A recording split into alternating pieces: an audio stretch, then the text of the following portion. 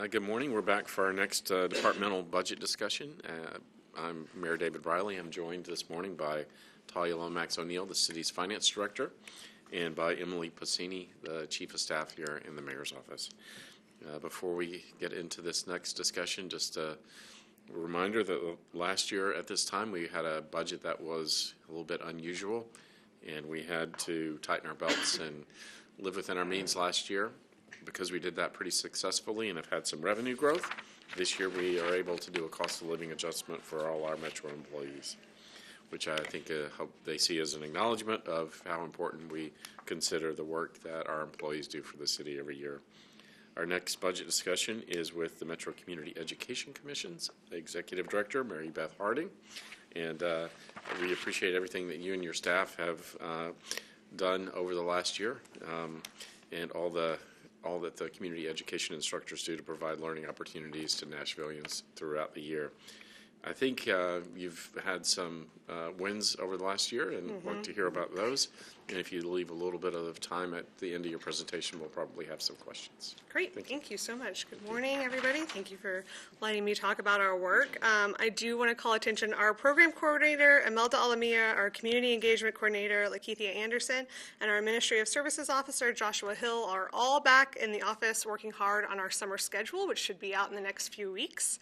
And I just wanted to say, as I outline all of these recent accomplishments, that none of this growth would be possible without this incredibly hardworking small team, and they do such a great job. Nashville Community Education provides personal and professional enrichment for adults. We offer a wide variety of classes that include art, fitness, languages, career development, cooking, technology, and so much more. Some of our most popular topics include Spanish, sewing, gardening, and yoga.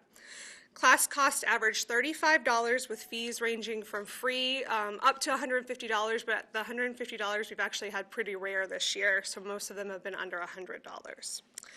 And although our classes are affordable, we do believe that costs should never stand in the way. It should never be a barrier to enrichment. So that's why we provide a very accessible scholarship program. We started that 2 years ago. This is our 10th year, and we plan on continuing that.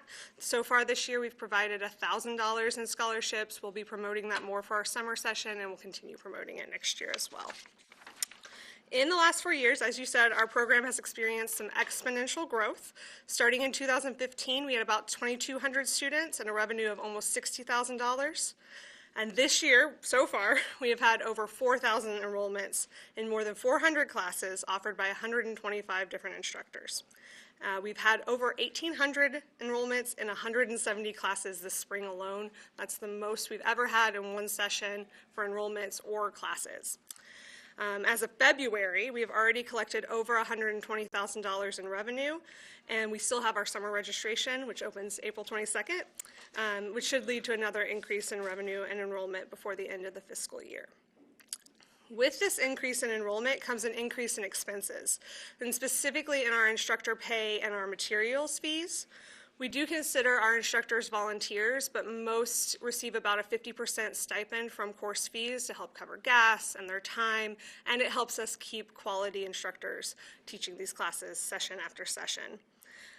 So as our class numbers rise, the amount they get paid also goes up, which is also true for materials. The more students we have, the more materials we have to purchase. And a lot of those materials are bought back by students, which increases our revenue. But currently, that expense line is just not realistically reflecting where our numbers are and where our expenses are. So we're making it back in revenue, but the expenses is not currently a realistic reflection. So we would love a little increase in our budget lines just to help us more realistically reflect the numbers we're spending right now. A majority of our programming takes place in the Cone School in Sylvan Park. However, in the last 3 years, we've made a very big effort to get classes into more neighborhoods throughout the county. This spring, we offered classes at the Cone School, Wright Middle School in Southeast Nashville, Inglewood Elementary in East Nashville, and the newly renovated Madison and Smith Springs community centers. We also offered classes with partners at the Nashville Farmers Market, the Southern Squeeze, NECAT, Nashville Education and Community Arts Television, and Plate Tone Printmaking. We continue to receive many requests for classes in other neighborhoods, including and especially in Antioch. However, we are a small staff and currently at capacity in terms of time and resources. If we cannot hire a part-time program coordinator for our satellite locations, we will not be able to offer classes in additional locations, and we'll need to limit the number of classes we already offer at those current locations. Without a new staff member to take on the responsibilities of specifically a new Antioch location, as well as building our Madison, Inglewood, and Wright locations, we will remain status quo in the amount of classes that we can offer. If we decide to open an Antioch location, we're going to need to cease offering classes at Madison and Smith Springs to make up for that time. We're not interested in increasing our locations or classes simply for enrollment or revenue's sake. The satellite locations fulfill an important role of bringing classes to neighborhoods that are more diverse and that are changing very quickly. We recognize that diversity in participants equates to strength in our program, and for the past 4 years, we've been making conscious efforts to increase economic, ethnic, and educational diversity among our students and our teachers. This past winter, we took a comprehensive look at our current demographics and determined that we currently underserve people of color, the Latinx community, and those without college experience. So our goals for the next 3 years are concentrated on increasing those specific demographics to better reflect our population. We plan on doing that by bringing classes to new neighborhoods, increasing our participation in community events, and recruiting bilingual instructors, as well as more instructors who represent those demographics. However, we cannot do that with our current staff and resources that we have. Our program coordinator needs the ability to go to community events, schedule meetings, and actively recruit instructors to meet those demographic goals. And currently her time is tied up in scheduling our increasingly large number of classes, coordinating supplies and instructor needs, and she cannot devote the time needed to actively recruit. We are helping support her in that role as best we can, but we just simply need a 5th part-time employee if we want to continue growing. This employee would be in charge of coordinating the schedules, materials, and instructor needs of our satellite locations, including a new Antioch location, and recruiting instructors just for those locations. We currently hire part-time contract workers just to be at those locations, and this person would also take over those roles.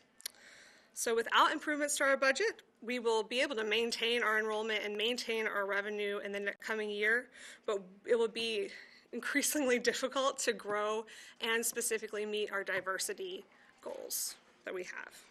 Thank you for allowing me the time to share our accomplishments and good work, and I look forward to working with you to make the diverse fabric of Nashville more enriched.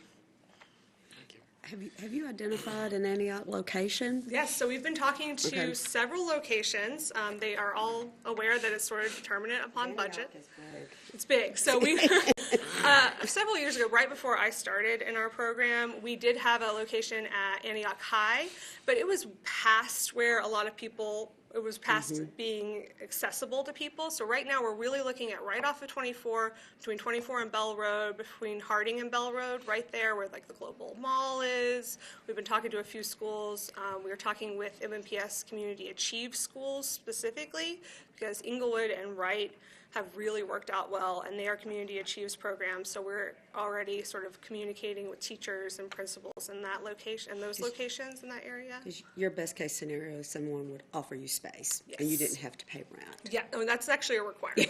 I just want to make sure that people understand. That's a requirement, is that the space would need to be provided for free, but it would be in a partnership, and we would work with them, and also try to bring classes that they feel like their parents or their community also needs.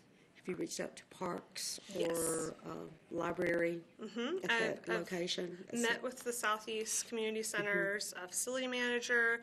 One thing we're running into with working with parks, which has been great and they're wonderful to work with, but they do have their own classes and they have a limited amount of space for our classes. So we're only able to offer 1, maybe 2 classes in a night. And for our resources that we have right now, we're getting really stretched thin for just 1 class. And so we're really starting to look at locations we can offer at least 3 or 4 classes in one night at, so that we can take advantage of the resources that we have.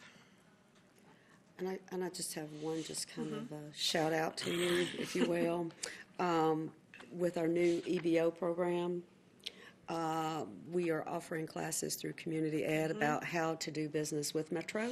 Yep. And we were offering actually a series of classes that are free. Yes. There's no charge, and staff are serving as the instructor. So we appreciate the partnership and you helping us get the word out It has been, about how to do business with yeah. Metro. On our end, it seems to have been very successful. We've had a lot of people attending the classes. We're going to have more in the summer, and we're really looking forward. It's been a great partnership. We've loved it. Yes. How do you determine the fees for your classes? It's up to the instructors in some parts. We ask them for sort of a suggestion, and then we have a little table that we say, okay, if it's 4 weeks, 4 to 6 weeks, it's between $40 to $60. We kind of look at our competitors or other groups and try to find things that are more introductory so that we can have a slightly less cost and just be a little bit more affordable, a little bit more accessible than some of the other programs. So we want to stay competitive with them,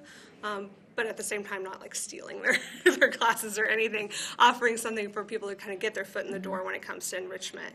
And so we have a little table that we try to have teachers stay within, but we do ask them, what do you think a class should be? So it's a little bit of back and forth. Well, thank you very much for coming. Thank you. Appreciate your hard work in the last year. Thank you. Thank you. Thank Have you. a wonderful day. You too.